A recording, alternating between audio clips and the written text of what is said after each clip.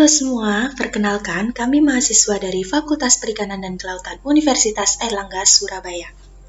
Pada video kali ini, kami akan memberikan sedikit pengetahuan terkait identifikasi WSSV pada udang menggunakan metode PCR. Sebelum masuk ke materi, saya akan memperkenalkan terlebih dahulu orang-orang yang ada di balik video ini. Yang pertama yaitu saya sendiri, Alvida Ismawati. Yang kedua yaitu Niken Cahyaning Tias. Dan yang ketiga yaitu Septi Indi Lusiandari. Nah, langsung saja kita masuk ke penjelasannya, dan jangan lupa ditonton sampai akhir ya.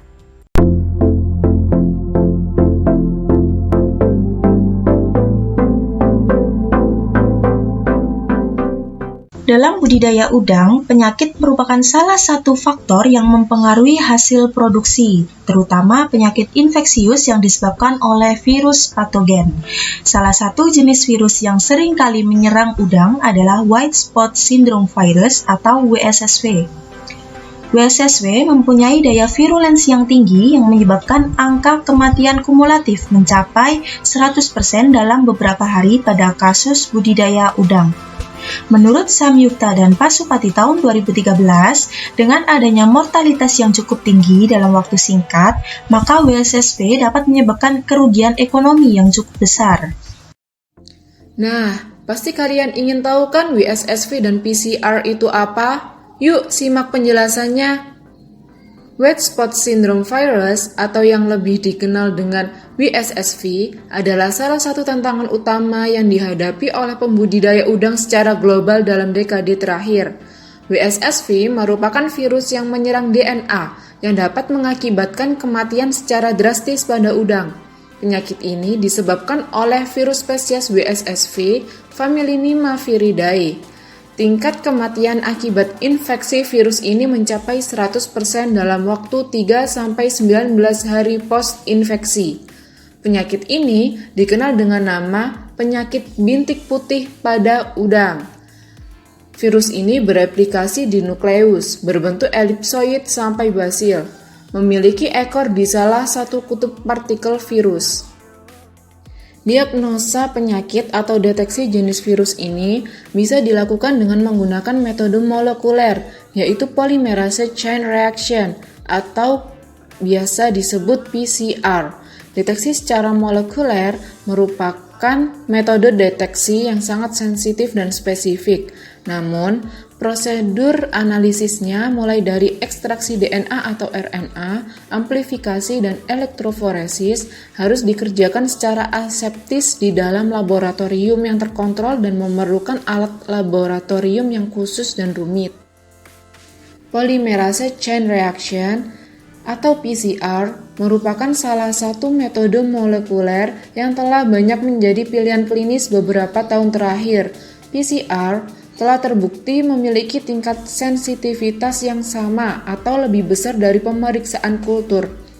PCR merupakan metode molekuler untuk menggandakan potongan DNA hingga berjuta kali lipat dalam waktu yang relatif singkat.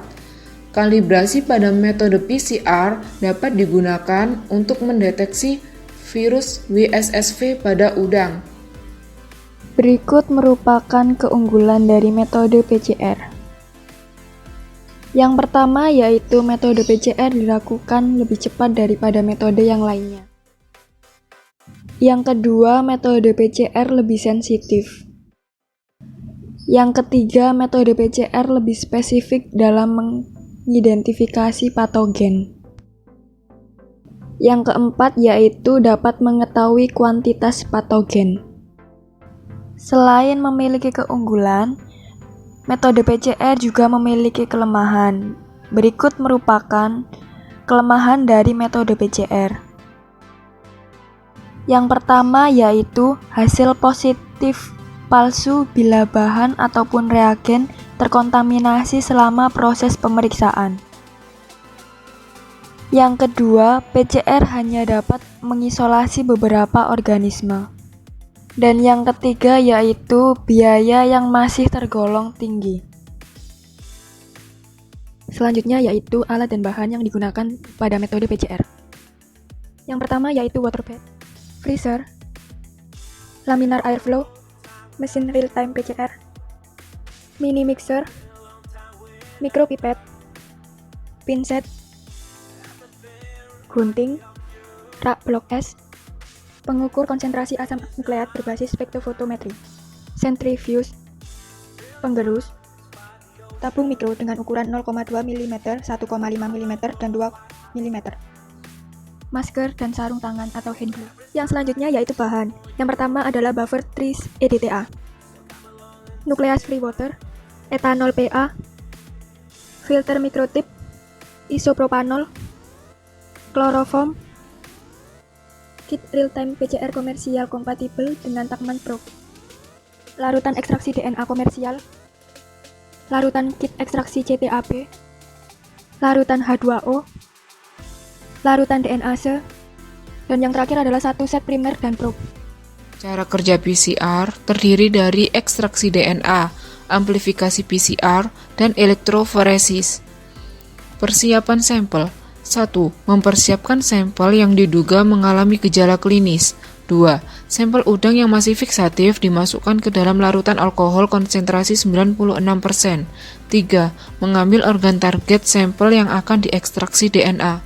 Cara kerja selanjutnya yaitu ekstraksi DNA. Langkah pertama dalam proses ekstraksi DNA yaitu contoh uji sebanyak 20 mg dimasukkan ke dalam tabung mikro 1,5 ml.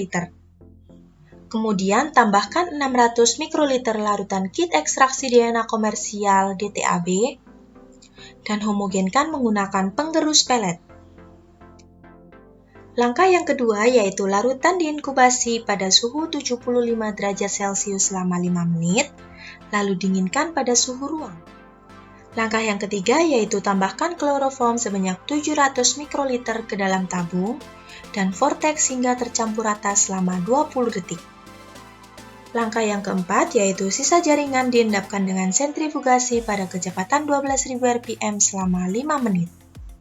Langkah yang kelima yaitu supernatan atau cairan lapisan paling atas dipindahkan ke tabung baru sebanyak 200 mikroliter. Kemudian tambahkan larutan kit ekstraksi CTAB sebanyak 100 mikroliter dan H2O sebanyak 900 mikroliter. Vortex dan inkubasi pada suhu 75 derajat Celcius selama 5 menit. Langkah yang keenam yaitu dinginkan pada suhu ruang. DNA kemudian diendapkan dengan sentrifugasi pada kecepatan 12.000 rpm selama 5 menit.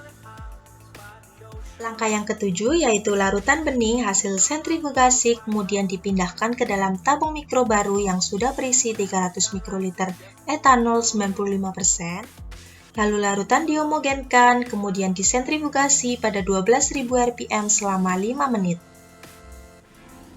Langkah yang kedelapan yaitu supernatan dibuang lalu pelet dicuci dengan 200 mikroliter etanol 75%, lalu sentrifugasi pada kecepatan 7.500 rpm selama 2 menit. Pelet kemudian dikeringkan dan dilarutkan dengan 50-100 mikroliter DD2H2O atau TE buffer, lalu simpan larutan DNA pada suhu minus 20 derajat Celcius. Selanjutnya, amplifikasi PCR. 1. Komposisi kotak green sebanyak 12 mikroliter. Primer forward ukuran 10 mm sebanyak 1 mikroliter. Primer reverse ukuran 10 mm sebanyak 1 mikroliter. Template DNA sebanyak 4 mikroliter. Dan nucleus free water atau NFW sebanyak 7 mikroliter. Dicampur menjadi satu tube dan dihomogenkan dengan di vortex lalu di spin down. 2. Amplifikasi dalam mesin PCR dengan tahap preheat dengan suhu 94 derajat Celcius selama 4 menit, suhu 55 derajat Celcius selama 1 menit, dan suhu 72 derajat Celcius selama 2 menit.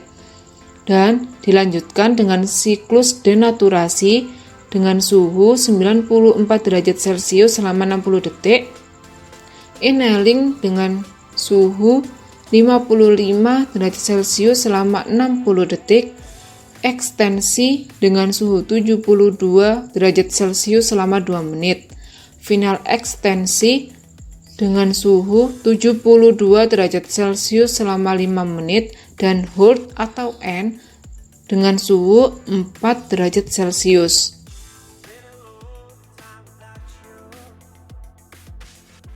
Pembuatan agarus dengan konsentrasi 1,5% dengan cara menimbang agarus sebanyak 0,75 gram, lalu dilarutkan dalam 50 ml TaE, kemudian dipanaskan dalam microwave sampai gel agarus benar-benar larut dan berwarna bening.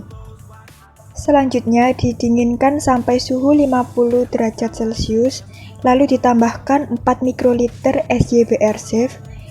Agarus yang telah larut dimasukkan di dalam bejana elektro, tunggu hingga agarus mengeras. Setelah itu larutan TaE buffer 1 kali dituang ke dalam bejana elektroforesis.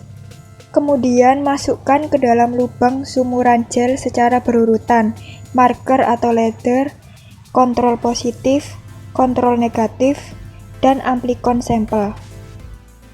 Kemudian aliri listrik dengan tegangan 100 volt selama kurang lebih 30 menit sampai pita turun, ditandai dengan berpindahnya amplikon ke bagian bawah gel agarus. Setelah band turun, gel agarus dipindahkan ke dalam mesin UV transmiluminator yang sudah dikoneksikan pada PC dengan program UV-Tech untuk dapat melihat dan membaca hasilnya.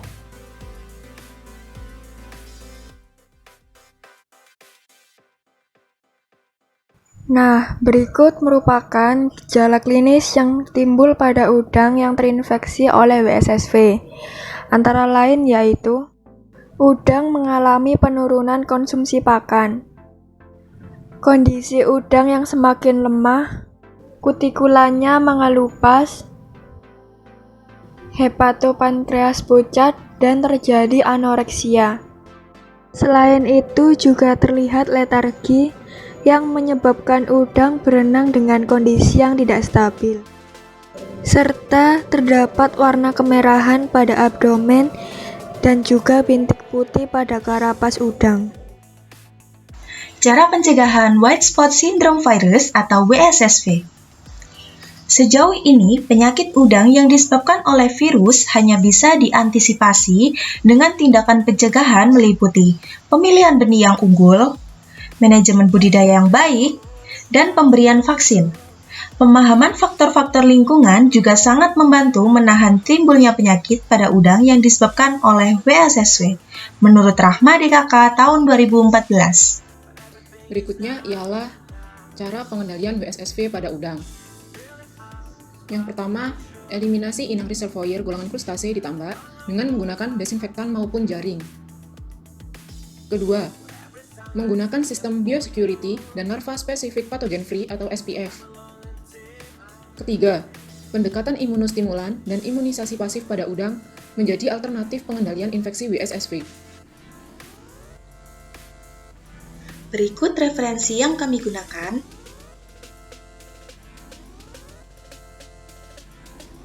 Terima kasih telah menonton sampai akhir. Semoga penjelasan dari kami bertiga bermanfaat bagi kalian ya.